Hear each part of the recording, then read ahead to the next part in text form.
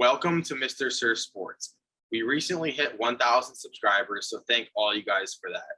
If you want to join the family and be entered to win a MacBook Pro and experience all the NFL news that's important that you need to know, hit the subscribe button and hit the notification bell so you're notified when our videos go live. When we hit 10,000 subscribers, we're giving away a MacBook Pro, like I mentioned. So don't forget to hit the subscribe button, hit the notification bell so you don't miss a video. Thank you guys. Most notably, the former Brown and former Colt last year, Joe Flacco, who took the Browns to the playoffs a few years ago, signed with the Colts to try to mentor Anthony Richardson. Didn't seem to go that great. Um, he is a free agent. Obviously, last year and the year before, he was kind of wondering, am I going to be in the NFL still? Like, what's going on? I'm not really sure. And here we are. Joe Flacco still a free agent and not with a team once again. So, do you think that Joe Flacco ends up signing with a team, or do you think it's more of a situation where it's midway through the year and a team's quarterback needy or needs a backup quarterback for emergencies and says, "Hey Joe, come on over to my team. Let's sign you for a couple weeks."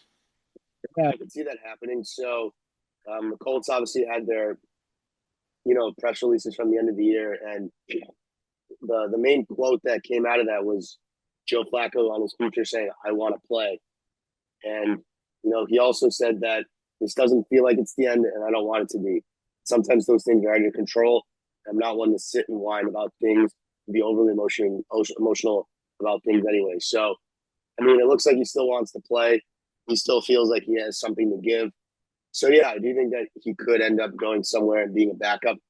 I mean, we saw what happened when he came off the couch in 2023 and ended up leading the Browns to the playoffs. I mean, they didn't win that game, but you know, he's only the second Browns quarterback, pretty sure since Baker Mayfield, to lead them to the playoffs in a long time. So, he still does have game left. He did just turn 40 this year.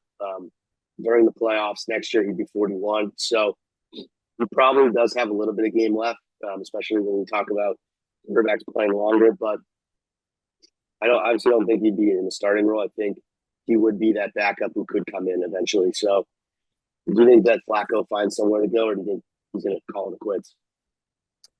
I think Flacco's career might be over. Obviously, he's still got a lot left in the tank. I just don't know if there's a team that's willing to give him an opportunity.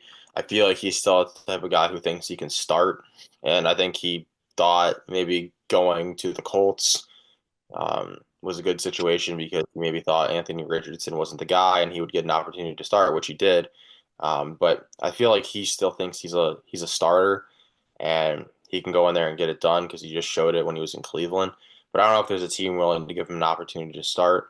And if it is an opportunity, it's probably going to be an opportunity where you come in for a couple of weeks to back up somebody because they need you.